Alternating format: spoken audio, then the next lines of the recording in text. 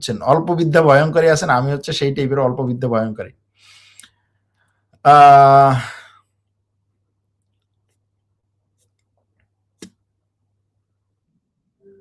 হ্যাঁ, প্রশ্নটা মনে হয় আমাকেই করছে আরকি। ভাই আপনি সুন্নি না ওহাবি?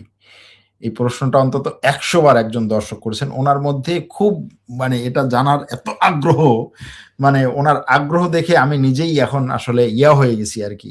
অজ্ঞান হয়ে যাওয়ার মতো অবস্থা যে একটা মানুষ এত সিরিয়াসলি এটা জানতে চাচ্ছে, তাহলে কি করা যায় তাকে এখন? হুম? এখন এই তার আগ্রহটা তো একটু করা দরকার। এখন উনি কেন এই প্রশ্নটা করলেন? আপনাদের কি মনে হয় ভাই? আমি সুন্নি না ওহাবি কি মনে হয়? এক দর্শক খুব সুন্দর একটা উত্তর দিয়েছেন যে, "ভাই উনি সুন্নি না ওহাবি এইটা নিয়ে আপনার এত চুলকানি কেন?" খুব সুন্দর এই দর্শকের উত্তরটা হচ্ছে ধরেন আমার উত্তর। "আরে ভাই উনি সুন্নি না ওহাবি তা দিয়ে তোমার কি? তুমি ধান্দা বাদ দাও।" আল্লাহ! এই যুদ্ধের মধ্যে মাঝে মাঝে হাসতে হয় আরকি। আ আমি সুন্দর, সুন্দর প্রশ্ন চাই কিন্তু সেই প্রশ্নগুলো আসে না।